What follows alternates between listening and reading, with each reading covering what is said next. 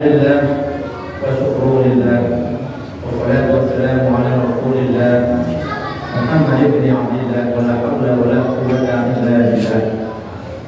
أشهد أن لا إله إلا الله وحده لا شريك له وأشهد أن محمدا عبده ورسوله الذي لا نبي بعده.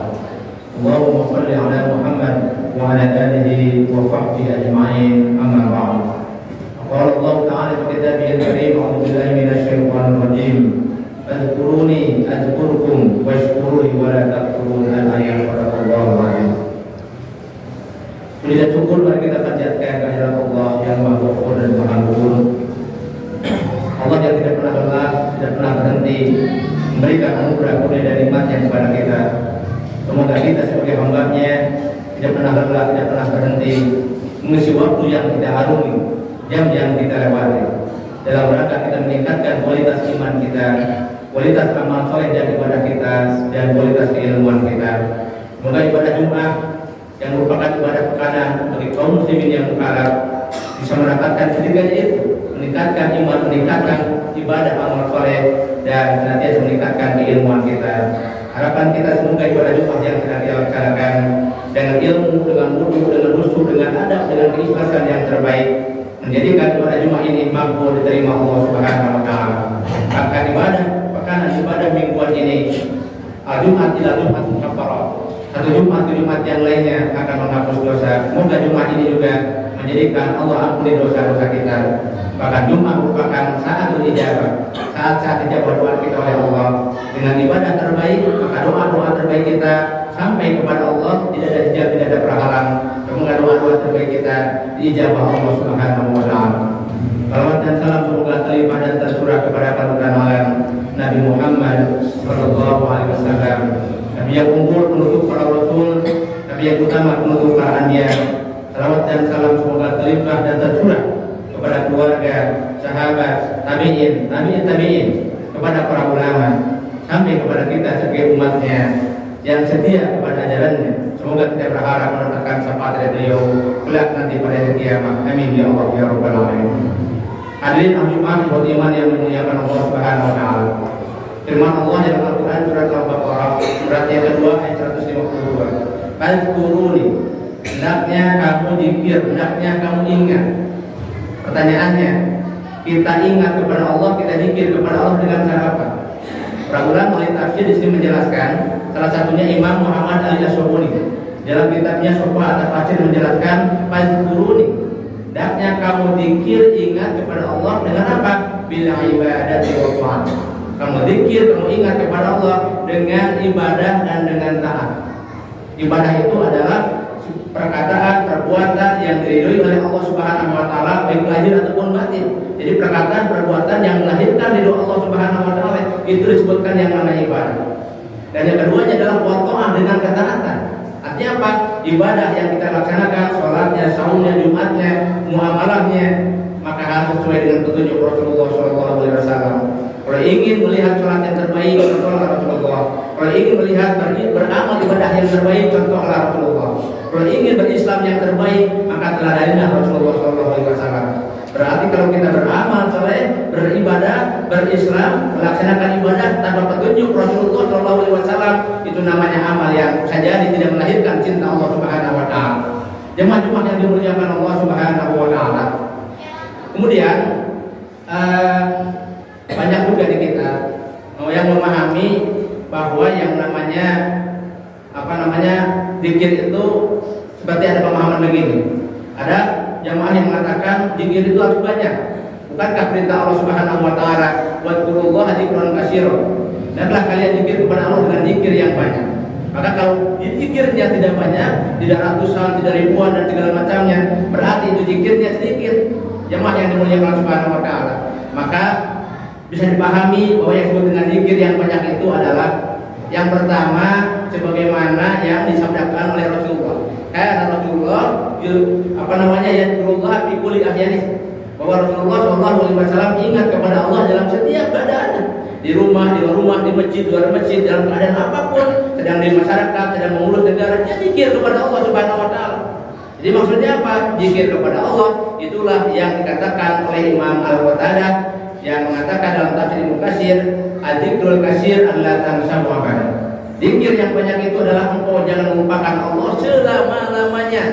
Jadi kalau sekarang Jumatan, kalau sekarang salat, kalau sekarang kita beribadah, bawa ke rumah, bawa ke masyarakat, bawa ke negara, bawa dalam kehidupan keseharian kita, itu namanya ingat zikir kepada Allah Subhanahu wa taala. Jadi kalau ada orang yang memahami, udah masjid, sholat jangan dibawa ke rumah, masjid, sholat, Jumatan, pengajian jangan dibawa ke masyarakat, jangan dibawa dalam konteks bernegara. Udah, itu bagian pribadi kita. Orang pemahaman seperti itu namanya sekuler, yang memisahkan agama dengan negara.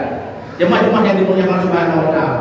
Maka beberapa penjelasan juga Hasan, salah satu orang tokoh Persatuan Islam, dalam kitabnya Soal Jawab menjelaskan bahwa yang disebut dengan zikrul katsir itu, zikir yang banyak itu diantaranya adalah kalau sudah dikumandangkan adzan subuh kita bangun.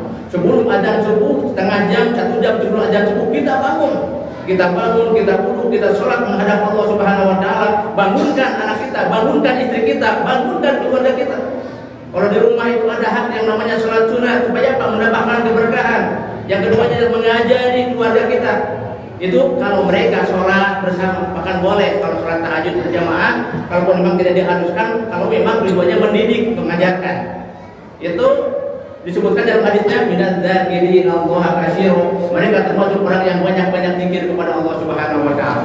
Jadi sangat-sangat salah kalau orang yang mengatakan zikirnya sedikit, padahal orang yang tahajud itu banyak zikir kepada Allah. Orang yang membangunkan keluarga untuk bangun subuh, membangunkan keluarganya untuk bangun tahajud, mereka banyak-banyak zikir kepada Allah Subhanahu wa taala. Yang keduanya zikir itu masjid, sholat, Jumat, pengajian, dibawa ke rumah, dibawa ke masyarakat, dibawa ke negara. Mereka juga adalah orang yang zakirin Allah katsira, orang yang banyak berzikir kepada Allah Subhanahu wa taala. Jemaah-jemaah yang dimuliakan Allah, jadi insyaallah kalau kita ingat kepada Allah dengan ibadah dengan taat, maka Allah jaminkan adzkurkum, pasti aku akan ingat, akan zikir kepada kamu. Kalau kita ingat kepada Allah dengan ibadah dengan taat, kalau Allah ingat dan zikir kepada kita dengan apa? Muhammad Ali As-Sobuni, Syekh Muhammad Ali As-Sobuni dalam tafsirnya Sofratul Tafsir menjelaskan, Allah zikir ingat kepada kita adalah bisawabi wal maghfirah. Allah memberikan sawab pahala, wal maghfirah dan memberikan ampunan. Apa yang disebut dengan sawab pahala? Seperti mempelajari grammar bahasa Arab, itu ada dua kata yang sama. Baju dalam bahasa Arab namanya saubun, sawauba.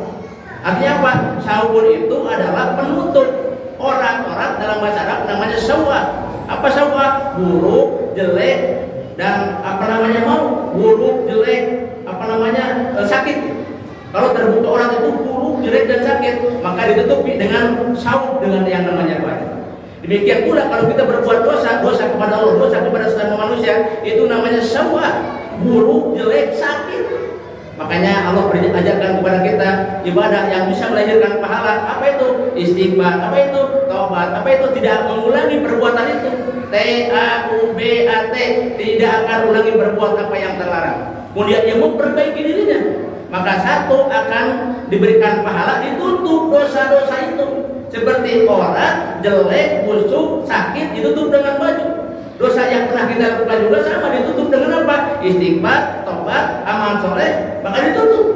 Maka jemaah yang dimuliakan Allah, Fatih berpendapat bahwa dosa yang pernah kita lakukan itu tidak akan hilang, masih ada. Sebagaimana adanya orang, tapi tidak tutup dengan baju kita. Dosa juga yang pernah kita lakukan dengan istighfar tidak akan hilang, tapi ditutupi dengan ibadah kita, dengan istighfar kita, dengan taubat kita. Jemaah-jemaah yang dimuliakan Allah Subhanahu wa taala, kenapa demikian? Bukankah dalam Al-Quran surat Al-Jadal disebutkan, "May ya'mal mithqala dzarratin khairan yarah, wa may ya'mal mithqala dzarratin syarran yarah." Orang berbuat kejahatan sebesar biji sawi, orang berbuat kejelekan sebesar biji sawi, pasti akan melihatnya. Bukankah di akhirat nanti ada yang namanya alam mizan, alam timbangan, ditimbang amal soleh, ditimbang amal salehnya, mana yang paling berat? Termasuk juga di ayat ini. Kalau orang itu ditutupi dengan baju, maka tertutupi, demikian pula dengan dosa, ditutupi dengan amal soleh. Maka nanti di akhirat Allah akan berikan yang namanya maghfirah. Apa maghfirah? Maghfirah itu ampunan. Karena kita tobat dari dosa, karena kita istighfar dari dosa, kita tidak kembali lagi kepada berbuat dosa, kita menjadi orang yang terbaik. sampai di akhir hayat dia wafat dalam keadaan ibadah, tobat, istighfar yang terbaik, mengabdikan kepada Allah Subhanahu wa taala. Maka di akhirat dengan dosa itu Allah tidak menghukumnya, Allah tidak menyiksanya, Allah tidak mengazabnya. Jemaah-jemaah yang dimuliakan Allah Subhanahu wa taala. Kemudian yang selanjutnya adalah apa? Ada dalam tafsir Ibnu Katsir. Tafsir Ibnu Katsir, nama tafsirnya Al-Qur'an Al-Azim, menjelaskan, "Hendaklah kamu zikir, ingat kepada aku akan ingat kepada kamu." Ini luar biasa untuk motivasi dalam kehidupan kita. Dalam keadaan, karena yang namanya perang itu kan tidak hanya perang Ukraina dengan Rusia, tidak hanya perang antara Iran dengan Israel, tapi juga perang dalam kehidupan. Bagaimana di saat kita frustasi, akankah kita akan menyalurkan kepada hal-hal yang haram? Akankah kita akan bunuh diri? Di saat ekonomi sedang tidak baik-baik saja misalnya, maka ini menjadi sebuah motivasi buat kita. Ibnu Katsir menjelaskan, kamu ingat, kamu zikir kepada Allah di saat kamu kuat, di saat kamu sehat, di saat kamu rezeki lapang berlimpah, di saat kamu sedang menjabat. Coba itu jadikan sarana ibadah kepada Allah, memberikan manfaat sebanyak-banyaknya kepada manusia. Nanti Allah akan ingat zikir kepada kamu di saat kamu sulit, di saat kamu sempit, di saat kamu musibah yang mengimpit. Insya Allah akan turun tangan dalam menghadapi memberikan persoalan kita. Semoga Allah Subhanahu wa taala berikan kekuatan kepada kita agar kita menjadi hamba-hambanya yang berzikir. Barakallahu li wa lakum. Selanjutnya adalah waskuruli. Dapat kamu bersyukur kepada apa syukur? Memanfaatkan anugerah yang Allah berikan kepada kita untuk sebanyak-banyaknya taat kepada Allah, memberikan manfaat kepada manusia. Kemudian wala takfuri, jangan kamu kufur kepadaku. Dengan apa? Bil juhud wal isyan, dengan membantah, dengan berbuat durhaka kepada Allah. Biasanya kalimat zikir itu sangat berdampingan dengan syukur. Maka Nabi Musa ketika dia ditanya bertanya kepada Allah, ya Rabb kaifa asykuruka? Wahai Tuhan, wahai Allah, bagaimana aku bersyukur kepadamu? Maka Allah Subhanahu wa taala berfirman, "Idza dzakartani faqul syakartani." Kalau kalian zikir berarti kau syukur, kamu ingat kepada Allah, ibadah kepada Allah, taat kepada Allah, kepada Rasulnya, berarti kamu syukur. Wa idza nasaitani faqul kafartani. Kalau kamu lupa berarti kamu kufur kepada Allah Subhanahu wa taala. Syukur dengan apa? Satu, syukur dengan hati bahagia kalau kita sehat, bahagia kalau kita dapat rezeki, bahagia kalau kita sudah merdeka 80 tahun. Tapi jemaah yang dimuliakan Subhanahu wa taala, tentu yang paling yang kedua adalah zikrun bil lisan, zikir dengan lisan. Sulit untuk membuktikan bagaimana kita mewujudkan syukur kita kepada Allah dengan lisan. Kecuali Allah yang mengajarkannya apa? Alhamdulillah kalimat syukri. Membaca kalimat alhamdulillah adalah wujud syukur kepada Allah. Bahkan yang paling berat itu adalah dengan bilakan, dengan anggota tubuh kita. Kita punya baju yang bagus, sejauh mana baju yang banyak digunakan untuk rukun sujud kepada Allah. Kita punya sehat yang dilangkahkan untuk kebaikan-kebaikan. Itu namanya syukur. Kita diberikan harta, sejauh mana kita berbagi kepada sesama. Kita juga punya ilmu, sejauh mana ilmu itu bisa berkah, diberikan, diajarkan.